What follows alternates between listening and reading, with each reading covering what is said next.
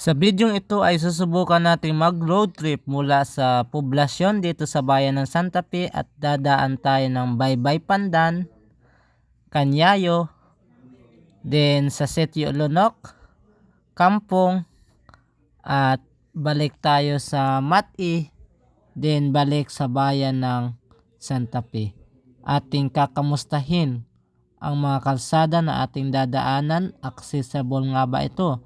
At ating sasagutin kung bakit ang mga taga-kampong ay dumadaan pa ng Mati, pupunta lang ng bayan kung pwede namang dumaan sa Lunok or sa Canyayo. Mas madali pa. So bakit nga ba dumadaan sila ng Mati kung mayroon namang mas shortcut na daan papunta sa bayan ng Santa Fe? Kaya tara, samahan niyo ako sa ating road trip. Hi, ako nga pala si Migo. Mahilig ako magmotor. Hindi mo ako kilala, kaya tara, diretso na sa video. Pero nakapalo ka na ba? Kung hindi pa, alam mo na. Sa video ito mga amigo, so tulad ng ating intro, tayo ay mag-iikot dito sa Santa Fe. Sa pag-stay natin dito sa Santa Fe ay ating papasyalan ngayon ang Canyayo. So magsisimula tayo ngayon dito sa bayan ng Santa Fe at sa kasalukuyan ayan dito tayo ngayon, pupunta tayo ng pier. Dadaan tayo muna ng pier ng Santa Fe at iikot tayo sa Baybay Pandan papuntang Canyayo, Sitio Lunok, then pupunta tayo sa Kampong at baba ng Mati, then balik dito sa Pandan, dito sa balik ulit dito sa poblasyon dito sa bayan. So dumaan muna ako dito sa may pier ng Santa Fe kasi napakaganda yung sunset dito mga amiga. Talagang napakaganda yung panahon naman ngayon, napakakalma at talagang banayad na banayad. So sobrang ganda dito sa pier ng Santa Fe. So tuwing hapon madami pala dito tumatambay kasi napaka lawak. So yan pala ang statue ni Santa Fe. Of course siya ay nakatingin kay San Jose mga amigo. So ngayon ay magsisimula na tayo yung ating road trip pupunta ng Kampong, Canyayo at Sitio Lunok. So sa video ito ay ating titingnan kung maganda nga ba ang mga kalsada dito sa Canyayo. So ito ang isang liblib na barangay na hindi gaanong napapansin dahil medyo remote area ito mga amigo, nasa malayo. So ating titingnan kung kamusta na ang mga kalsada, accessible na ba itong daanan, at ating tatanungin, sasagutin yung tanong. So yung pakanan pala diretso yan sa Look Highway po yan. So dito tayo sa kaliwa. So ito po yung Baybay Pandan mga amigo. So first time kong mag-ikot dito sa may Canyayo papuntang Mati.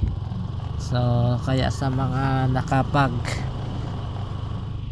try na mag road trip dito, shout out sa inyo mga amigo. So shout out nga pala sa mga taga Pandan, sa mga nagre-request ng Baybay Pandan na naman yung ating road trip. So ito na yung inyong request at tayo na ay dito na sa Baybay Pandan. So mga amigo, meron po tayong YouTube channel. Sa mga mahilig magnood ng YouTube, pa-subscribe naman yung ating YouTube channel.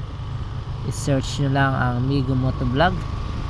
Then sa mga mahilig magtambay sa TikTok, meron din tayong TikTok account mga amigo. Lagi tayong nag-upload doon ng mga short videos. Of course yung ating Facebook page, paki-follow and paki-share yung ating mga vlogs.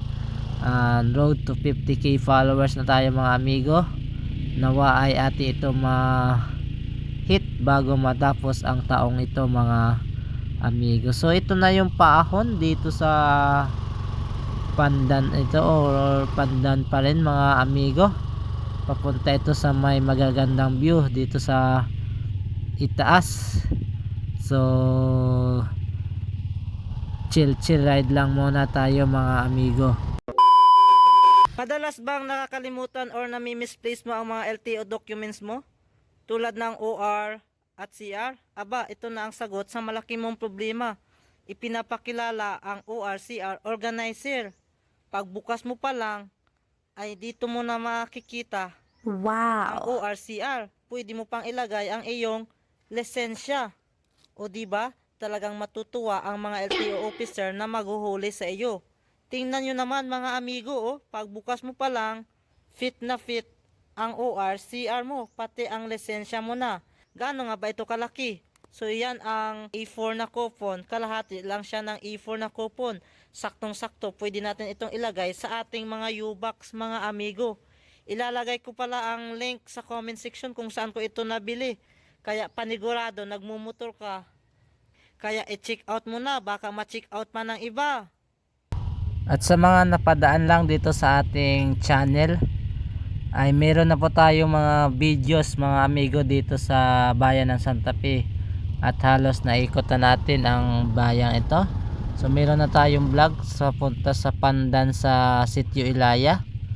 At meron na rin tayong vlog mula sa bayan ng Santa Fe papuntang Tipolo, daan ng Kapdang papunta sa Agmanik at sa Tabugon balik sa daan ng Magsaysay din balik sa bayan.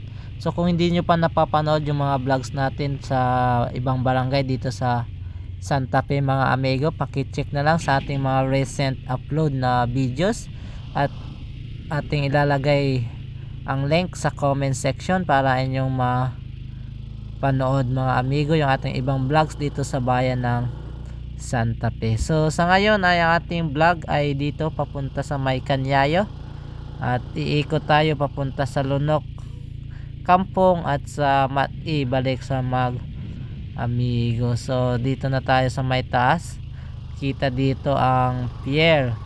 So maganda ang view dito mga amigo. So paki-comment na lang kung anong sitio na ito mga amigo or anong barangay. Sakop pa ba ito ng Pandan or Kanyayo na. So meron lang ditong mga counting rough road mga amigo, pero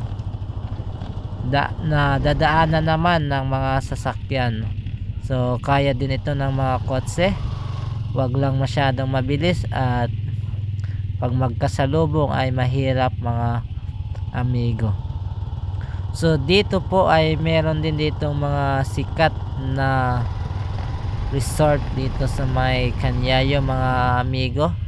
So andyan niya yung Balisa Beach Resort at ang katabi lang nito na Beach House Resort mga amigo. So sa mga hindi pa nakapunta dito ay ito ay recommended ko para sa inyo, itong Balisa Beach Resort at saka ang Beach House mga amigo. So bukod sa mapuputi at mapipinong mga buhangin ay talagang sulit na sulit ang entrance fee dito mga amigo. Kayang kaya ng ating budget. Finally mga amigo, ito yung Balisa, yan nasa kaliwa. So yan po yung Balisa mga amigo. So almost 10 to 15 minutes lang mula bayan ay narating na natin itong Balisa Beach Resort. So sulit na sulit yan mag tambay mga amigo, mag check in. So ito pala ang covered court or basketball court dito sa may Kanyayo. Shout out sa ating mga naglalaro dyan ng basketball. At sa unahan lang nito mga amigo ay makikita natin din ang isa sa mga sikat na resort dito. Yan ang Beach House. So maganda dyan mag swimming mga amigo, talagang murang mura ang entrance fee. So ngayon ay tuloy tayo sa ating road trip papunta sa may Kampong mga amigo. At talagang maganda na dito yung kalsada mga amigo, oh. Grabe, sarap mag road trip mga amigo sa mga ganitong view, oh. Maganda. So shout out po sa lahat ng mga taga Kanyayo, sa mga nanonood ng mga taga Kanyayo, at sa mga OFW na sa iba't ibang lugar, sa mga nasa city na gusto makita yung kanilang hometown. So dito mga amigo ay meron pala ditong kalsada papunta sa Mati na shortcut.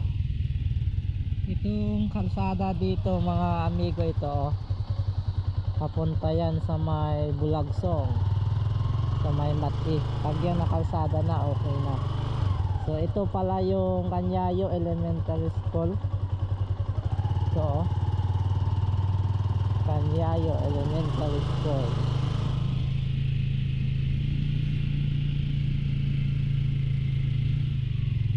Mamamasyal tayo dito sa unahan na Canyayo Elementary School. At maganda ng kalsada.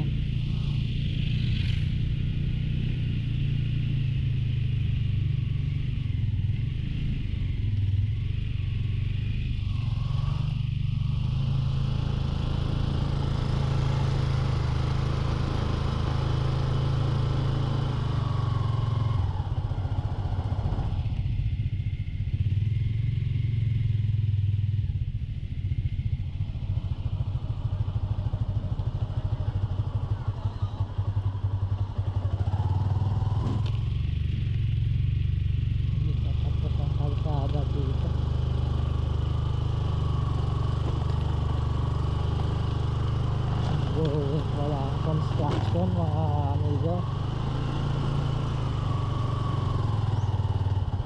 So maganda ng kalsada dito mga amigo, kaya lang ay putol.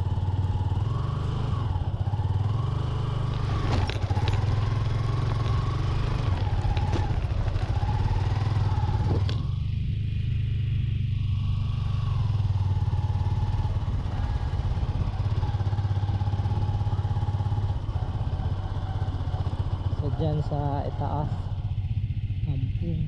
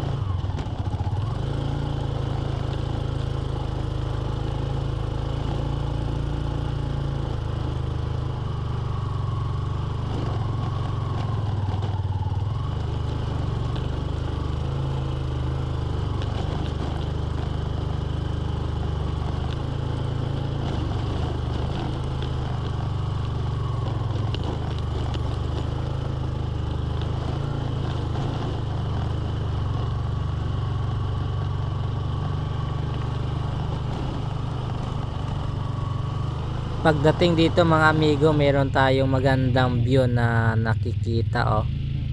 Grabe, overlooking at green na green. Maganda dito magtambay mga amigo kapag mga hapon. Iyan mga amigo, lampas na tayo sa Canyayo Elementary School. So anong masasabi nyo mga amigo sa ating road trip ngayon? Anong masasabi nyo sa ating mga dinaanan? Paki-rate na lang yung ating mga dinaanan mga amigo dito sa may Canyayo, at i-comment nyo na lang sa ating comment section at atin yang sabay-sabay na pag-usapan. So kung nakaabot ka mga amigo hanggang dito, ay i-follow at i-like yung ating video para mas marami pa ang makapanood, at i-share na rin mga amigo. Sa muli ay meron pa itong part 2, so abangan po ang part 2 nito mga amigo. Dadaan tayo sa kampung, baba ng Mati, pusid ng Pandan, at saka balik sa bayan ng Santa Fe mga amigo. Hanggang sa muli, hanggang dito na lang yung ating video. See you sa part 2. Bye bye.